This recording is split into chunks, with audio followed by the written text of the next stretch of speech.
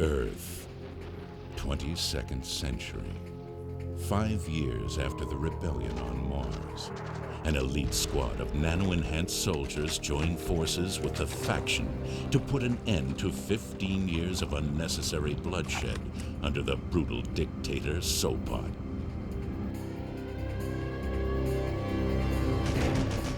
Red Faction 2.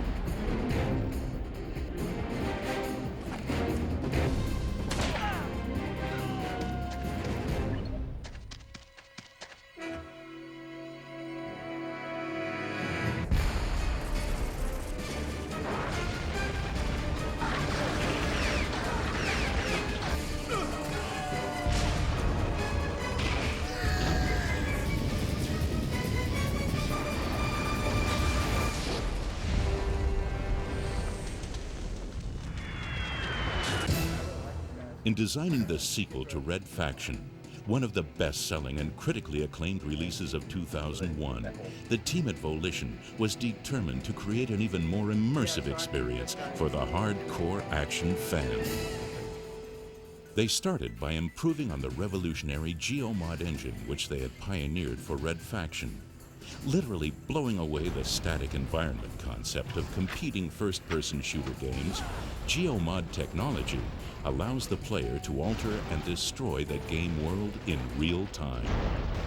Red Faction 2 is using an enhanced version of the Geomod engine that we featured in Red Faction 1.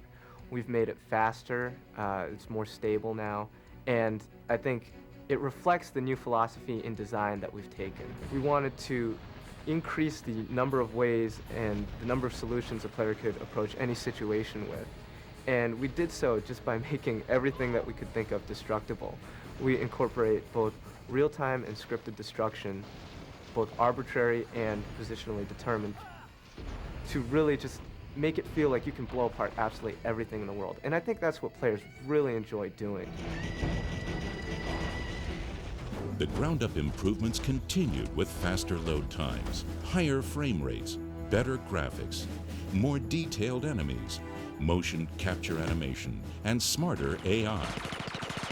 With improved technology in place, the team entered the design phase, hashing out details of story, level design, and character. We try to develop our characters around the gameplay that you'll see the character in. After the concept phase, they move into being modeled in 3D. We approve the 3D model, we apply textures to it so it looks like a final product. Then it's brought into game. We apply motion capture animation to the model, and that's what really brings it to life. For the honor of the Commonwealth tonight, Sopot dies. To voice the pivotal role of Squad Commander Molov, THQ brought in Hollywood veteran Lance Henriksen, known to audiences from films like Aliens and Terminator. And smarter than anybody else. It's written in a very focused way. All of these lines that are in this are used as guideposts for something that's going on in the game, but you still have to flesh it out. They would destroy the technology that created us. I will use the nanotechnologies that should be used. And I played squad leaders, and I played soldiers and cops, and you know, so I'm drawing on that reality that I already know to include it into this. Those guys have more guts than sense. With the lines being blurred between interactive entertainment and traditional Hollywood movies, you'll start to see a lot more recognizable names occurring in video games. And by casting Lance, you know, we feel we're on the cutting edge of that movement or that trend. The futuristic setting inspired an imaginative array of vehicles and weaponry for the game, including nano-enhanced weapons that are faster, more accurate, and more lethal.